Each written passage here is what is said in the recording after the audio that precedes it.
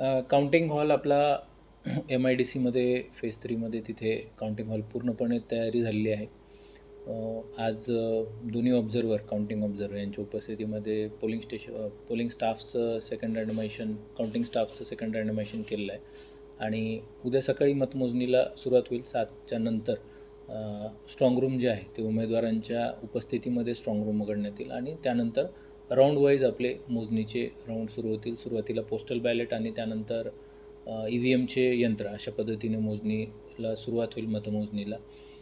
सर्व उमेदवारांना उपस्थित राहण्याबाबत आवाहन केलेलं आहे. काउंटिंग एजंट आहेत ते मोठ्या संख्येमध्ये नियुक्त्या झालेल्या आहेत उमेदवारांकडून.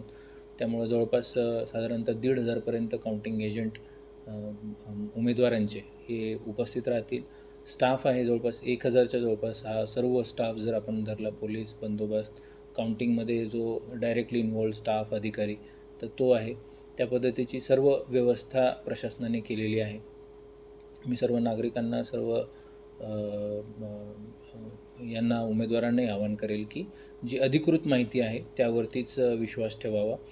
अधिकृत माहिती जिल्हा माहिती अधिकारी कार्यालयामार्फत तिथे मीडिया सेंटरसुद्धा उभारलेलं आहे.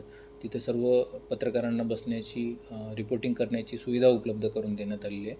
त्यामुळं अधिकृत यांच्याकडूनच माहिती घ्यावी. व्हॉट्सॲपवरती किंवा सोशल मीडियावरती कोणत्याही अफवा असतील तर त्याला कोणताही दुजोरा देऊ नये, कुठेही त्या चुकीच्या माहिती फॉरवर्ड करू नये, त्याला बळी पडू नये.